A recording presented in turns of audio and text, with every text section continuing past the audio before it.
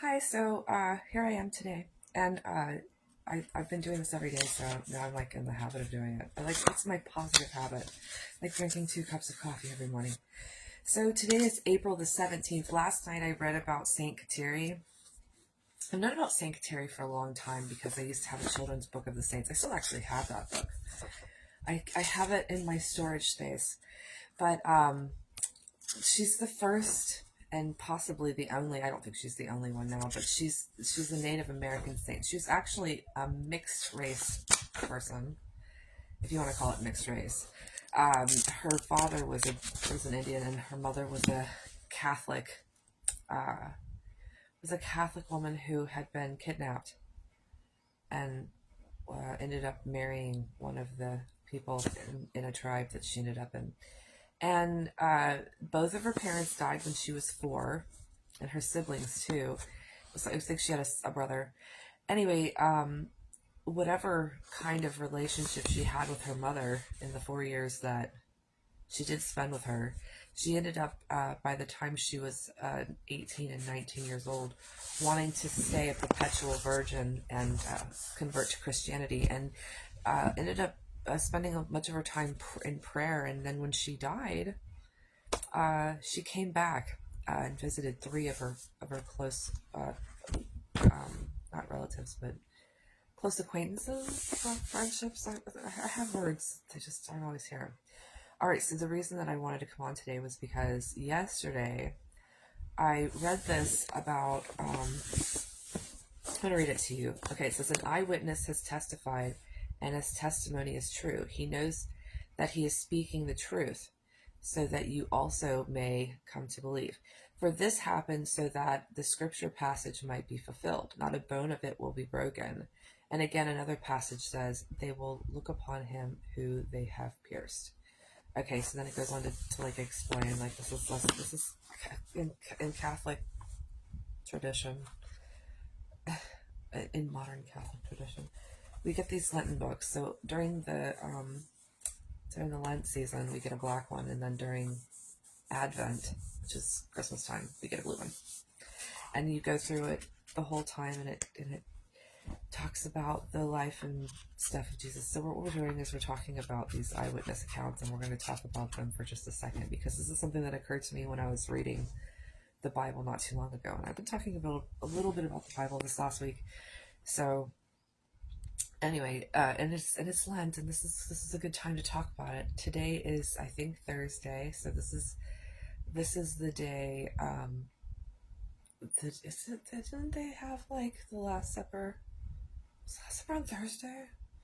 I just put that up too. It was like everything was confusing for a second there. You know, things that like not instinctively, but like intuitively. Like it seems like the Last Supper should be the day before he dies. Then you see stuff and you're like, what do I know? Okay, so it's on my page. There's like a whole entire list of things that happened this week. Okay, and one of the things also that happened this week, right before Jesus died, is when he turned over the tables, which is an interesting thing. So like people are always looking into they're always looking into stuff, but then they like look at it shallowly. So like it's interesting that he decides to show his temper the week that he's going to be. He also cried and sweat blood because he was so scared. So I mean, I imagine that having to go through with what he had to go through with was absolutely horrific. I mean, it's very obviously horrific.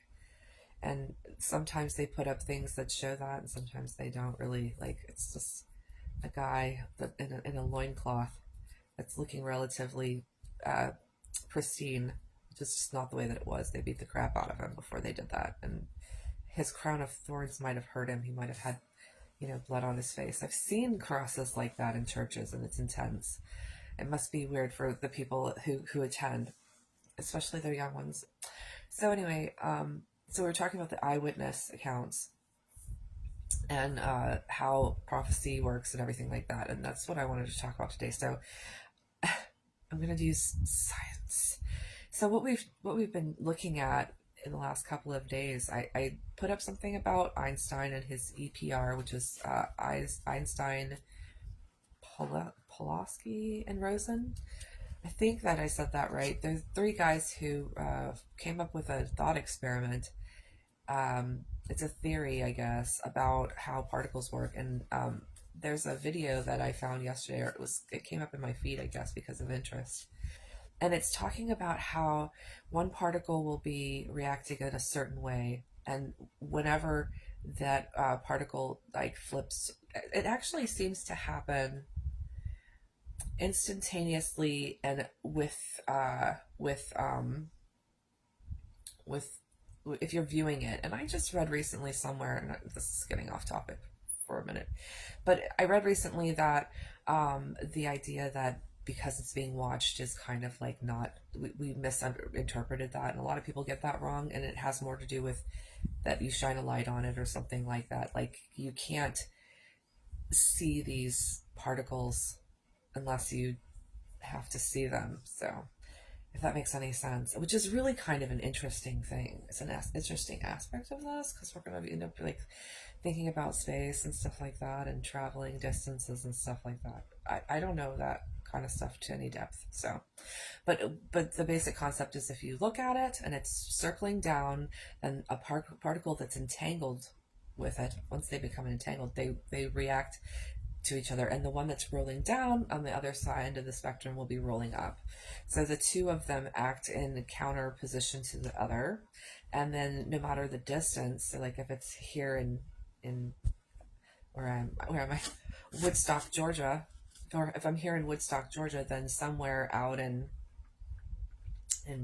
space, maybe a galaxy far, far away, the thing is going to be reacting without any depth, without any time lapsing. It'll happen it's instantaneously, regardless of the distance.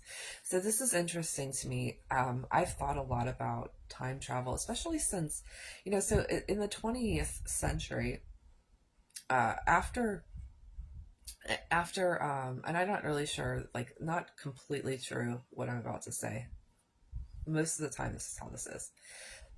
There's like an Indian thing, and then there's somebody else. But anyway, for the most part, H.G. Wells was like the beginner.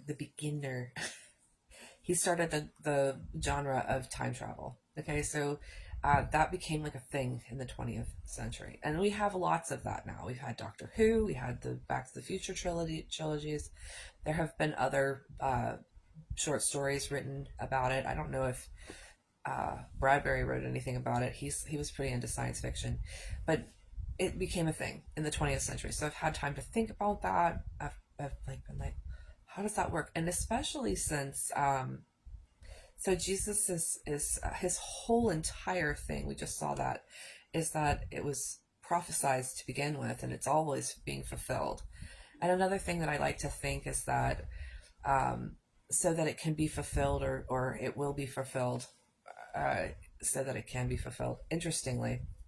Um, interestingly,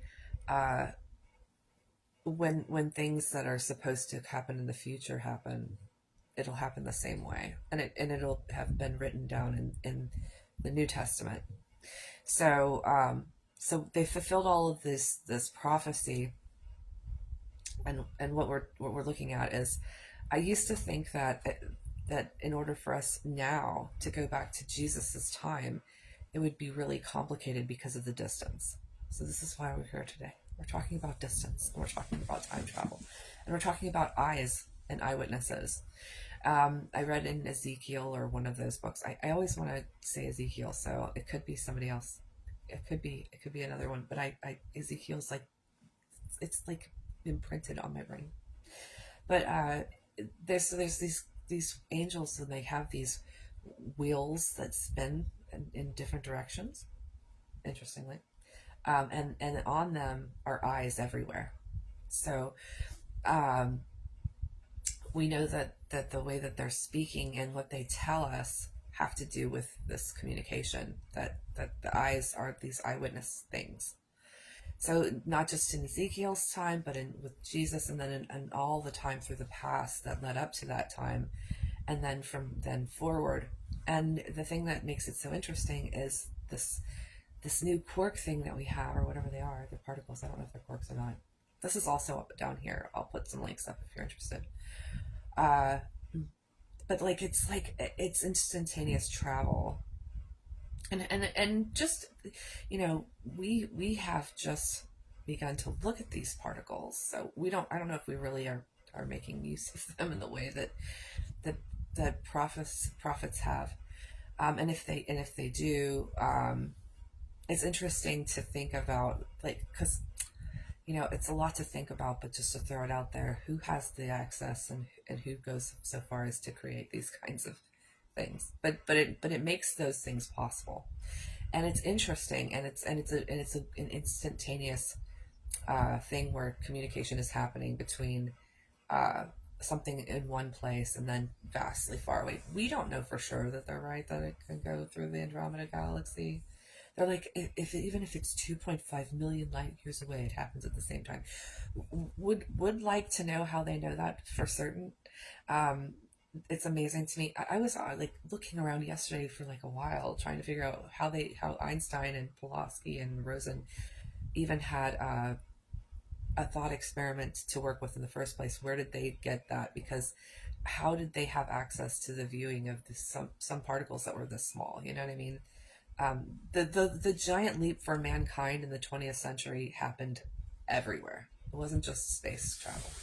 So anyway, this was really interesting to me, and in prophecy, because I've read like a lot of this stuff because I'm interested in stuff. So I've read a lot of it, and the use of communication, not just communication, but like eyewitness accounts, is everywhere. Like the people are actually, they're saying this is what's going to happen, and it sounded like to me already like them relaying a story that they heard. So like I'm like praying to God, I'm so upset because people are turning people into homosexuals. You know, it's okay. Like I've always been so cool about people. Like I never was worried about it until they started turning people into gays. Like I don't hate gays. Like I don't hate people. I love people. I'm interested in people. I don't necessarily agree that it's not a terrible sin, because sex is like a sin. It is. It just is to me. It's just to me. But like to make people gay seems kind of weird. It's a weird thing. I didn't really want to make this about that right now. But yeah, you shouldn't make people gay. People can be gay on their own. People who pop out gay are gonna pop out gay, and people who don't shouldn't. So anyway, but like if I was praying about that and I was like, they're really just over the top, then you'll read in prophecy something very similar. It'll be like, and in the future there will be, and it's like, that's somebody talking to God. So anyway, I just thought that was so interesting, and now it's like it's possible through these things that are visible, and people are like, there's no God, and I'm like, I don't know, it's looking pretty obvious to me. These people have all this access. Maybe they just want to believe that, and not only that, but like they come from the future, and who's doing this? There's no afterlife. There's no use of all this stuff. Maybe there is. It's cool stuff. I would rather believe it. Sorry about the gay thing. Uh, and another thing, so Kateri, like again, I just put that up too. So this is all the stuff you can go look at. It's like my recent posts. If you read it, she came back from the dead and visited 3 of her close, I could say companions, people who she was close to, and they saw her. She said goodbye to somebody and knocked on their wall, and she was at the foot of somebody's bed with a wooden cross that like was shining like the sun. I believe in that kind of stuff. I'm not going to tell people that they're liars. I believe. And then one last thing. You should read about Saint Bernadette, because the story is beautiful. It's one of the more beautiful.